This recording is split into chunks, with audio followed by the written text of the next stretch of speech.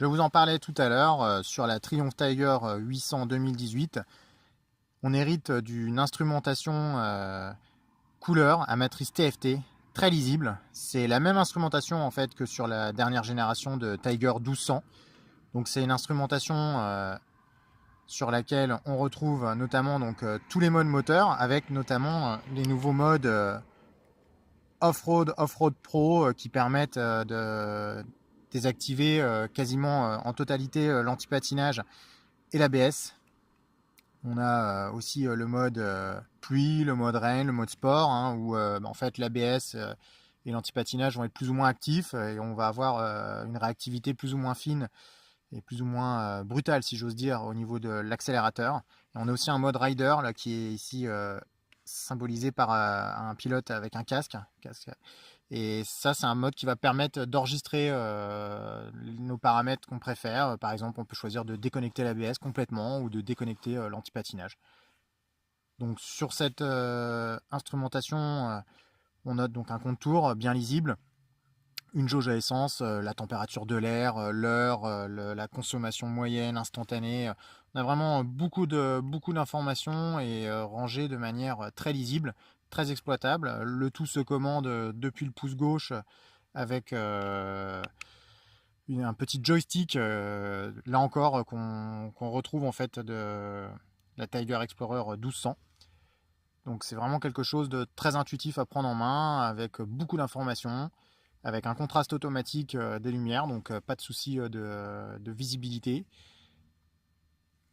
Sur cette version haut de gamme XCA, comme sur la version XRT, on a aussi des poignées chauffantes. Là, on voit le symbole orange au milieu du tableau de bord. On peut régler l'intensité depuis le guidon.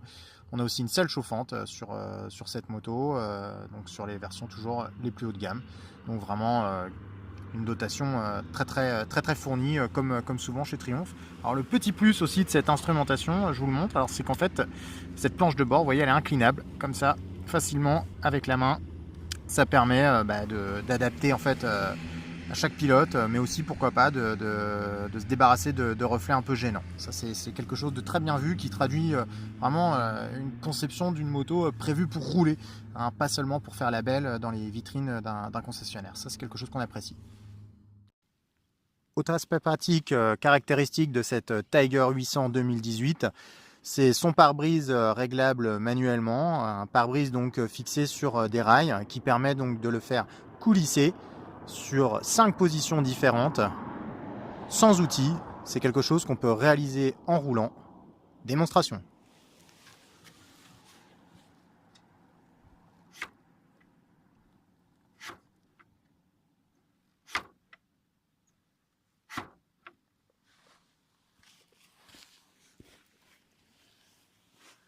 Notez aussi la présence de déflecteurs sur la partie basse de ce pare-brise autour des optiques désormais complètement à LED.